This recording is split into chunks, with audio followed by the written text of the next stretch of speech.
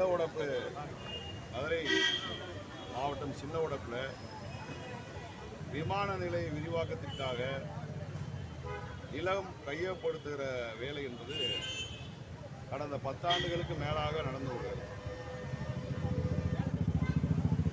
தொடக்கத்திலே விமான ஓடுதளத்தை நீட்டிக்க வேண்டாம், விரிவாக்கம் செய்ய வேண்டாம் என்று சின்ன உடப்பு கிராம மக்கள் போராடினார்கள். இன்றைக்கு அந்த நிலையிலிருந்து விட்டு கொடுத்து விமான நிலைய விரிவாக்கத்திற்கு இடத்தை எடுத்துக் கொள்ளுங்கள்.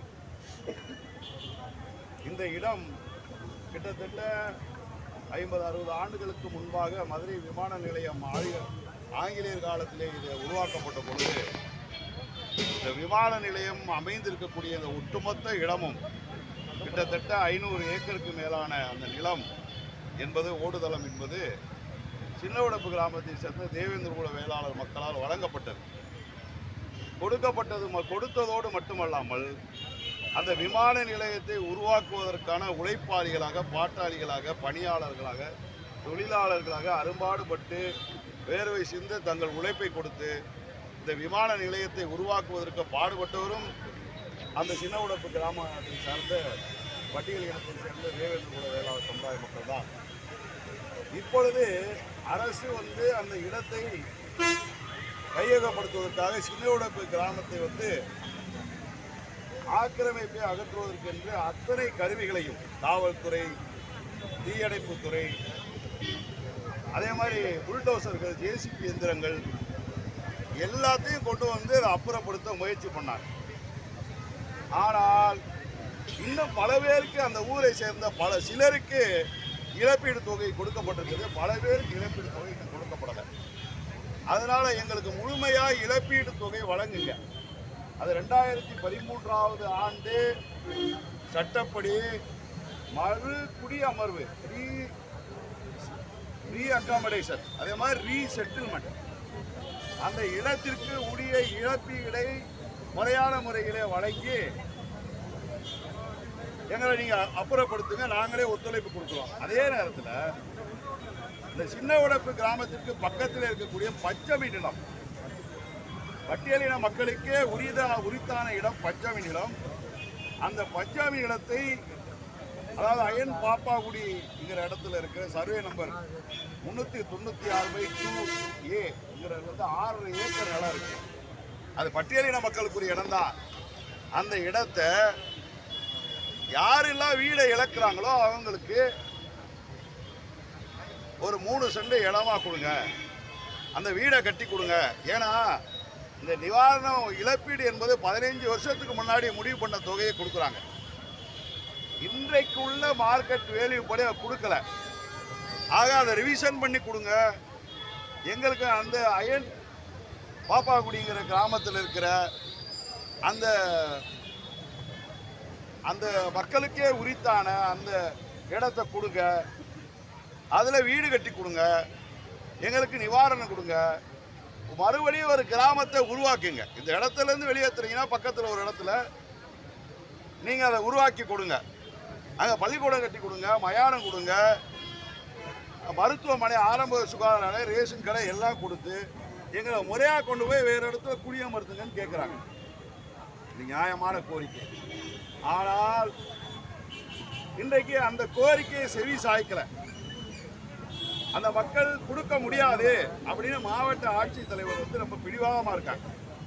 மதுரை மாவட்ட ஆட்சித்தலைவர் அந்த அம்மையார் அவர்கள் குறிப்பாக பட்டியலின மக்களுக்குரிய பிரச்சனைகளில் எல்லாமே கடும் போக்கை கையாளுகிறார்கள், பிடிவாதத்தை கையாளுகிறார்கள். பட்டியலின மக்கள் மீது மதுரை மாவட்ட ஆட்சித்தலைவர் அந்த அம்மையாருக்கு என்ன தனிப்பட்ட ஒரு வெறுப்புணர்வு இருக்கிறது என்பதை அதுக்கு என்ன காரணம் தெரியல. ஆனால் அவருக்கு ஒரு வெறுப்புணர்வு மனசில் இருக்கு. பட்டியலின மக்கள் என்றாலே அவர்களை பாடுபடுத்த வேண்டும், துன்பப்படுத்த வேண்டும், அவங்கள கொச்சைப்படுத்த வேண்டும், இழிவுபடுத்த வேண்டும் ஒரு போக்கு வச்சுருக்காங்க. அந்த இடம் கேட்டு நீர் தொட்டி மேலே ஏறி நின்றுட்டு நீங்கள் இடத்த என்கரேஜ்மெண்ட்டை க்ளீன் பண்ணீங்கன்னா நாங்கள் குதிச்சுவோன்னு ஒரு 10-15 இளைஞர்கள் உணர்ச்சி வசப்பட்டு மேலே போயிட்டான். மாவட்ட ஆட்சித்தலைவர்கிட்ட நீங்கள் வாட இடிக்கிறாங்க, இந்த பசங்களை யாராவது கீழே விழுந்தா உயிரிழப்பு ஏற்படும் சொன்னால் ஆட்சித்தலைவர் என்ன சொல்லணும்? அவங்களை எப்படி அவங்களுக்கு ஒரு ஆழ்ந்த வார்த்தை சொல்லி ஆறுதல் சொல்லி உங்களுக்கு உதவி செய்யறோம்னு சொல்லி அந்த அவங்கள வந்து நீங்க இறக்கி அப்புறப்படுத்திருக்கணும். மாறா யாரு செத்தாலும் எனக்கு கவலை இல்லை, செத்தா செத்துட்டு போட்டோம், நான் இடிக்கிற என் வேலையை விடமாட்டேன்னு பதில் சொல்லியிருக்காங்க. இது என்ன ஒரு மாவட்ட ஆட்சித்தலைவருக்குரிய ஒரு, அதுவும் பெண்ணு, ஒரு தாய் உள்ளத்தோட நாட்டு மக்களை வந்து ஒரு கரிசனத்தோட குடிமக்களை பாதுகாப்புக்கிற ஒரு உணர்வோடு இருக்க வேண்டிய மாவட்ட ஆட்சித்தலைவர் செத்தா செத்துட்டு போடுன்னு சொல்றான்னா இந்த வார்த்தையை வேற இடத்துல சொல்லுவாங்களான்னு எங்களுக்கு தெரியல. அதான் கேள்வி. ஏன்னா அரிட்டாபட்டி டங்ஸ்டன் கனிம சுரங்கத்தை வந்து அது கொண்டு வரக்கூடாது, விவசாயம் பால்பட்டுள்ள பல கிராமங்கள் கிராம மக்கள் விவசாய குடி மக்கள் அடித்தட்டு மக்கள் அழிந்து போவாங்க, புராதன சின்னங்கள் அழிந்து போதும், தமிழ் பிராமி கல்வெட்டுகள் கொண்ட அந்த சமண படுகைகள்லாம் அழிந்து போகும். இன்னைக்கு கீழடியை தோண்டி எடுக்கிறோம். மதுரை மாவட்டம் வந்து பாண்டியருடைய தொல்லியல் தொன்மை இங்க இருக்கு. இந்த மண்ணுக்கு கீழே பல அரிய புராதன அடையாளங்கள் குறைந்து கிடக்கிறதா எடுக்கணும். ஏகவே மதுரை மாவட்டத்தவே ஒரு பாதுகாக்கப்பட்ட தொல்லியல் மண்டலமாக அறிவிக்கணும். எந்த எக்ஸ்கேவேஷன் அகலாய்வும் பண்ணக்கூடாது, மண் எடுக்கக்கூடாது, சுரங்கம் தோண்டக்கூடாது அப்படின்னு போராடினாங்க. இங்கே இருக்கிற வணிக வரித்துறை அமைச்சர் அண்ணன் மாண்புமிகு மூர்த்தி அவர்கள் உடனே அங்கே ஓடி போய் அங்கே போராடுற மக்கள் மத்தியில் உட்கார்ந்து அவங்களுக்கு ஆறுதல் சொல்லி, ஒன்றிய அரசே கொண்டு வந்தாலும் மாநில அரசு ஒத்துழைக்காது, நாங்கள் சுரங்கம் தோண்ட விட மாட்டோம்னு சொன்னார். சட்டப்பேரவையில் மாண்புமிகு தமிழக முதலமைச்சர் வந்து சட்டப்பேரவையில் அரிட்டாபட்டி மேலூர் பகுதியில் வர டங்ஸ்டன் சுரங்கத்தை கொண்டு வர விட மாட்டோன்னு ஒரு தீர்மானத்தை மாநில மக்களுடைய உணர்வுகளை ஒன்றிய அரசுக்கு வெளிப்படுத்துகிறவர்கள் ஒரு தீர்மானத்தை கொண்டு வந்தார். அன்றைக்கு சட்டப்பேரவையில் பேசுகிற பொழுது என் உயிரே போனாலும் டங்ஸ்டன் சுரங்கத்தை அப்புறப்படுத்த மாட்டேன்னு சொல்றாரு. ஆனால் இந்த மாண்புமிகு தமிழக முதலமைச்சர் அண்ணன் ஸ்டாலின் அவர்கள் ஆட்சியின் கீழே இந்த ஒரு மாவட்ட ஆட்சித்தலைவர் சொல்றாரு, அவர் உயிரே போனாலும் டங்ஸ்டன் சுரங்கத்தை கொண்டு வர விட மாட்டேன்னு பேசுகிற முதலமைச்சர் இருக்கிற நாட்டில் ஒரு மாவட்ட ஆட்சித்தலைவர் என்ன சொன்னாலும் அவ்வளோ பேரும் செத்தாரு எனக்கு கவலை இல்லை, நான் இந்த வீடெல்லாம் இடிச்சே தீர்வாகிறார். இது என்ன முரண்பாடு? இது என்ன முரண்பாடு?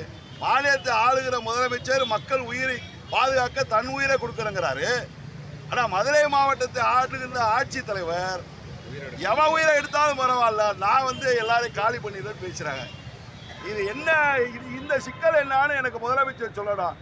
எனக்கு என்னன்னா, இந்த மாவட்ட ஆட்சித்தலைவர் இவ்வளவு தூரம் பேசுவதற்கு பின்புலமா யாரு ஊக்கம் கொடுக்கிறது? மாவட்ட ஆட்சித்தலைவர் இவர் மமதையோடு, திமிரோடு, ஆணவத்தோடு, அதிகார வெறியோடு அடித்தட்டு மக்களை அழித்து நொறுக்கி அவர்கள் அழித்தே தீர்வேன் என்று கொக்கரிப்பதற்கான அடிப்படை என்ன? இந்த கேள்விக்கு பதில் சொல்லணும். கேள்விக்கு தமிழக அரசு முதலமைச்சர் பதில் சொல்ல, நான் கூட்டணி கட்சியில் தான் இருக்கேன், ஆனால் என் மக்களுக்கான பிரச்சனை இருக்கிற போது நாங்கள் வந்து அடிப்படை உரிமையை விட்டு கொடுக்க மாட்டோம் சொல்றாரு. இன்னைக்கு பாருங்க, இந்த இடத்துல அங்க சின்ன உடம்பு மக்கள் ஒரு மாசமா போராடிட்டு இருக்காங்க சாப்பிடாம. அவங்க உரிமையை மீட்கிறதுக்கு குரல் கொடுக்கறதுக்கு ஜனநாயக அமைப்புகள் ஒன்று சேர்த்தால் இரவு 12 மணிக்கு காவல்துறைய நுண்ணறிவு பிரிவுல இருந்து என்னை கூப்பிட்டு அனுமதி மறுக்கப்பட்டதுன்னு சொன்னாங்க. நைட்டு 12 மணிக்கு சொன்னாங்க. நான் என்ன சொன்னேன், இது திராவிட மாடல் அரசு, ஜனநாயகத்தை காப்போம், சமூக நீதியை காப்போம், ஜனநாயக உரிமைகளை காப்போம்னு சொல்லக்கூடிய ஒரு சர்க்கார் வந்து மாண்புமிகு தமிழக முதலமைச்சர் அண்ணன் ஸ்டாலின் அவர்கள் தலைமையில் இயங்கிட்டு இருக்கு. ஆனால் இன்று இரவு 12 மணிக்கு கூப்பிட்டு போராட்டத்துக்கு அனுமதி மறுக்கிறோம்னு சொன்னாங்க. இந்த போராட்டத்தால என்ன பிரச்சனை? ஏன்னா மாநில சர்க்காருக்கு எதிராக பேசுறோமா, இல்லை எந்த அரசுக்கு எதிராக இங்கே நாங்கள் பேச வந்திருக்கோமா? இல்லை, இது கோரிக்கை ஆர்ப்பாட்டம், இது கண்டன ஆர்ப்பாட்டமாக நாங்கள் நடத்த வரல. கோரிக்கை. அவனுக்கு தமிழக முதலமைச்சர் அவர்களே, அரிட்டாபட்டி மக்கள் உயிரை உடைமைகளை பாதுகாப்பதற்கு உயிரே போனாலும் பரவாயில்ல சொல்ற முதலமைச்சர், அதே அடிப்படையில் சின்ன உடைப்பு மக்கள் ஒரு சின்ன கிளான், சின்ன கூட்டம், சின்ன ஒரு குடியிருப்பு பட்டியலின மக்கள், தேவேந்திர குல மக்கள், இமானுவேலுக்கு நினைவு மண்டபம் கட்டி கொடுக்குறீங்க, இந்த சமூகத்தின் பெருமையை பாதுகாப்புன்னு சொல்றீங்க. அப்போ இந்த சமூகத்தை பாதுகாப்புங்கிற நம்பிக்கையில நாங்கள் இருக்கிறோம். ஆக இந்த மக்களை பாதிக்க விட மாட்டேன், அவங்களுக்கு கேட்கக்கூடிய அந்த உரிமைகளை இடத்தை கொடுத்து அதுக்குள்ள நிவாரணத்தை கொடுத்து வீடை கட்டி கொடுத்து அவங்களுக்கு எல்லாம் ஏற்பாடு செய்து தருவேன்னு முதலமைச்சர் சொல்லிட்டா பிரச்சனை முடிஞ்சு போச்சு. இங்க தலை இருக்க வாழ ஆடுது மதுரையில.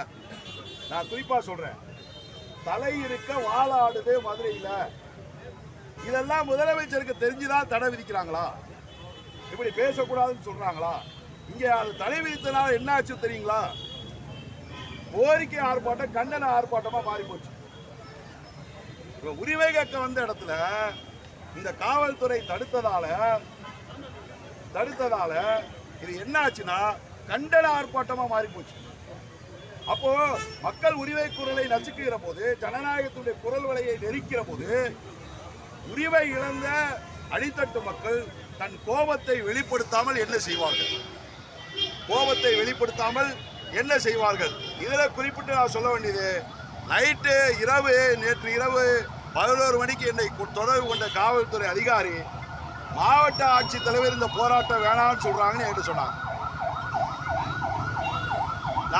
நான் இந்த கூட்டத்தை தான் சொல்லணும்னு இருந்தேன்.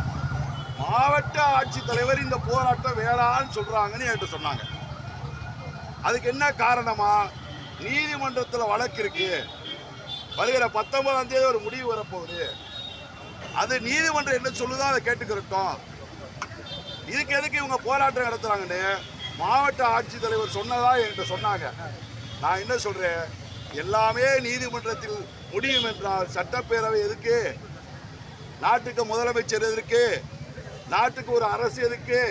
அந்த அரசுக்கு அதிகாரம் எதுக்கு? அந்த அரசுக்கு இத்தனை அமைச்சர்கள் எதற்கு?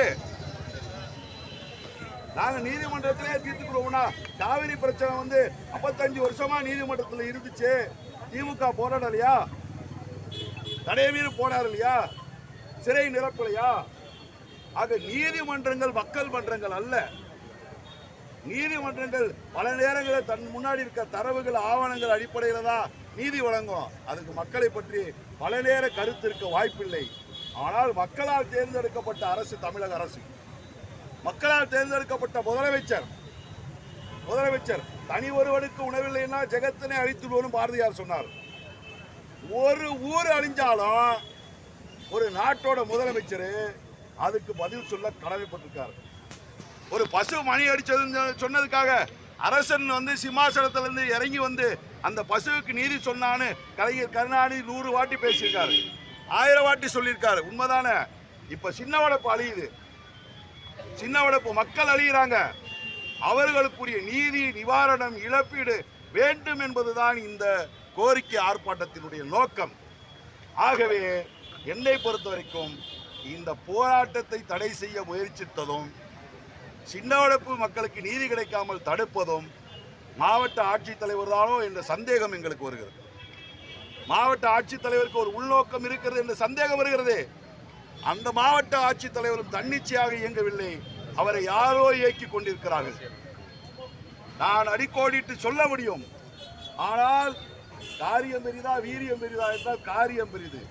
நாங்கள் சின்ன உடைப்பு மக்களுடைய உரிமைகளை பாதுகாக்க வேண்டும் என்று நிற்கிறோம். அரசோடு மோதிக்கொள்வதோ, முட்டிக்கொள்வதோ, அரசோடு கலகம் செய்து கொள்வதோ எங்களுடைய நோக்கம் அல்ல. ஆகவே நான் இந்த இடத்திலிருந்து கேட்பது, தலைவர், தமிழக முதல்வர் அண்ணன் ஸ்டாலின் அவர்கள், நீங்கள் ஒரு ஜனநாயக போராட்டத்தை தடுப்பதற்கு துணையாக இருந்த இந்த காவல்துறை, இந்த வருவாய்த்துறையை நீங்கள் என்னவென்று கேட்க வேண்டும். இன்னைக்கு இந்த இடத்துல 10,000 பேர் திரண்டு இருப்பான். நைட்டு ஒவ்வொரு ஊரா போய் கதவை தட்டி போராட்டத்துக்கு போகிற தடை பண்ணிருக்கோம் போலீஸும் வருவாய்த்துறையும் நைட்டு பூரா வேலை பார்த்துருக்கு. என்ன அவசியம்? 3 சென்ட் இடம் கொடு, அது பஞ்சமி நிலத்தில் கொடு, வீடு கட்டி கொடு, இழப்பீடு கொடுன்னு கேட்கிற ஒரு கோரிக்கை போராட்டத்தை தடை செய்யறதுக்கு எதுக்கு இவ்வளவு மெனக்கடுறீங்க? இதனால உங்களுக்கு நல்லதா கெட்டதா? திமுக அரசு மேலே வச்சிருக்கிற நம்பிக்கை, அந்த அமைப்பு முதலமைச்சர் மேலே வைத்திருக்கிற மாசற்ற பற்று, மக்கள் வைத்திருக்கிற அன்பு, பாசம், இதை போன்ற நடவடிக்கைகளால் கெட்டு சீரழிந்து போகும். இது வேறு சக்திகளுக்கு உள்ளே வருவதற்கு வழிவகுக்கும் என்பதை இந்த அரசும் இந்த அரசியந்திரமும் புரிந்து கொள்ள வேண்டும்.